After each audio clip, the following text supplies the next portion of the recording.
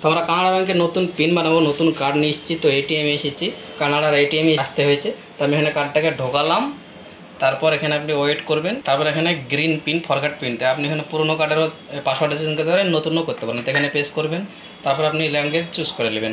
ল্যাঙ্গুয়েজটা আমি বেছে নিলাম ইংলিশ। তারপর এখানে জেনারেট ওটিপি, এখানে ক্লিক মারবেন। তারপর এখানে লেখা আছে অ্যাকাউন্ট নাম্বারের 4টে নাম্বার লাস্টে কার। তো আমি এখানে 4টে নাম্বার দিয়ে দেবো। তারপর এখানে কারেক্টে মারবো, তারপর ওয়েট করব। এখানে মোবাইল নাম্বার, তো আমি এখানে কারেক্ট মারবো, মোবাইল নাম্বারটা দেওয়া হয়ে গেল। তো ওয়েট করব, এখানে ওটিপি আসবে, তো ওটিপিটা দিয়ে দেবো। তো আমি ওটিপি দিয়ে দিলাম, তারপর এখানে কারেক্ট মারবো। তো এখানে নিউ পিন আমি দেবো, এখানে আপনি নিউ পিন দিবেন আর 2বার দিতে হবে। তো আমার এখানে কার্ড দেওয়ার পর অটোমেটিকলি নিয়ে নেবে ইউর পিন চেঞ্জ সাকসেসফুল, মানে আমার হয়ে গেল নতুন। আপনাকে একটা স্লিপও দিয়ে দেবে। তো কার্ডটা এখন পাসওয়ার্ড চেঞ্জ হয়ে গেল। তো আমি এখন চেক করে নেব যে ব্যালেন্স আমার পাসওয়ার্ড কাজ করছে কি না। আবার কার্ডটা মেশিনে ঢুকাবো। তো আমি তারপর এখানে ইংলিশে মারবো, আর পাসওয়ার্ড করার দরকার নেই। তো আমি এখানে মেরে দেবো পাসওয়ার্ড চাইছে। তারপর এখানে ব্যালেন্স ইনকোয়ারিতে আমি চেক করব।